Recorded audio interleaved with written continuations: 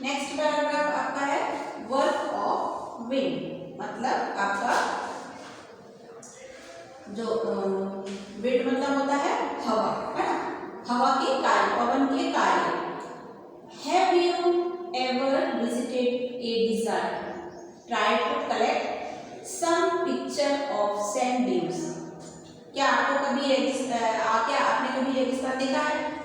कुछ लोग देखे होंगे, है, कुछ लोग तो देखे ही होंगे, और मेरे को लगता है सभी लोग देखे हैं। हम लोग टीवी में तो देखे ही होंगे, है ना। आजकल तो आप उसमें भले घूमने जाओ ना जाओ, लेकिन टीवी में आपको डिस्कवरी चैनल में आपको देखोगे कभी कभी ये सब दिखाता है ना, किसी सिटी के बारे में, तो आपको उसमें दिख जाएगा, दिखाते हैं। पाँच को क्या है, जो रेत है वो उसका जो कुछ आपको फोटो पिक्चर आपको सेलेक्ट करना है।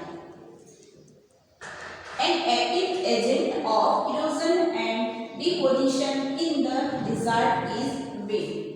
In desert, you can see rocks in the shape of a mushroom, commonly called mushroom rocks. आपका क्या होता है, जो आपका डिजार्ट होता है वहाँ पर जब हवा चलती है उसमें क्या किस तरह से आपका डिजार्ट मतलब जो रेत होता है इधर से उधर आपका जाता है हवा से, ना, हवा जब चलती है तो रेत इधर से उधर बहने लगता है। उसी तरह डिजर्ट में आप क्या है, जो मशरूम तो देखिए मशरूम के शेप का क्या है, कहीं कहीं आपको वो आपका रेत के सेल देखने को मिलेंगे, तो वो आपको क्या है, ये आपका क्या कहलाता है, मशरूम रॉक्स कहलाते हैं। Winds erode the lower section of the rock more than the upper part. Therefore, such rocks have narrower base and wider top. When the wind blows, it lifts and transports sand from one place to another.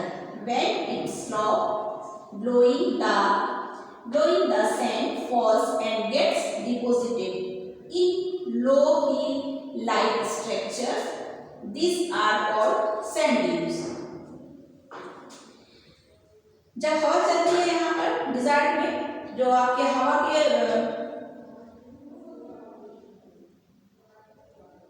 जब हवा चलती है तो ऊपर का जो रेत है वो तो हवा से उड़ता ही है, उसके अलावा नीचे का जो भाग होता है वो भी आसानी से कट के निकल जाती है।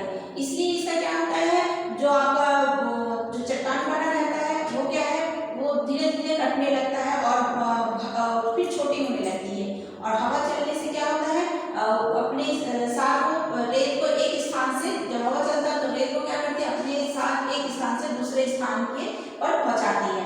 और जब हवा चलती है तो जब हवा चलते चलते जब वो हवा रुक जाती है तो वहाँ रेत क्या होता है, गिर जाता है। गिर के क्या होता है, छोटी छोटी क्या बना लेती है, लाइक स्ट्रक्चर्स, आपका छोटा छोटा सेल चट्टान बना लेती है।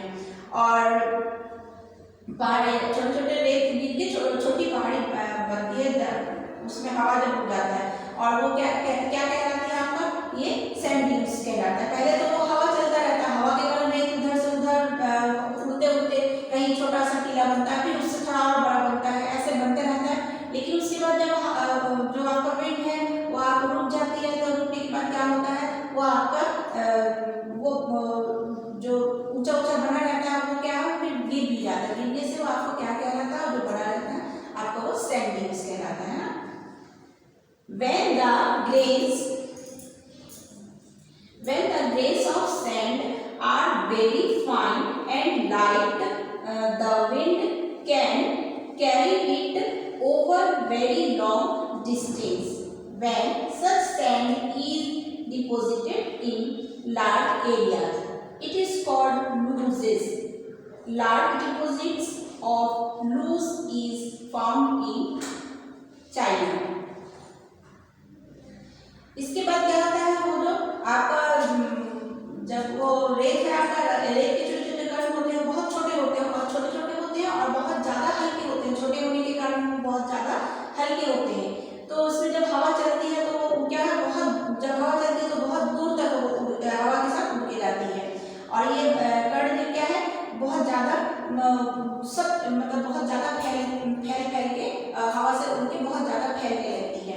और उसके फैलने से क्या होता है, फिर इसे हम लोग क्या कहते हैं, जो फैल के एक जगह में इकट्ठा होता है तो उसको हम लोग लोएस कहते हैं, लोएस।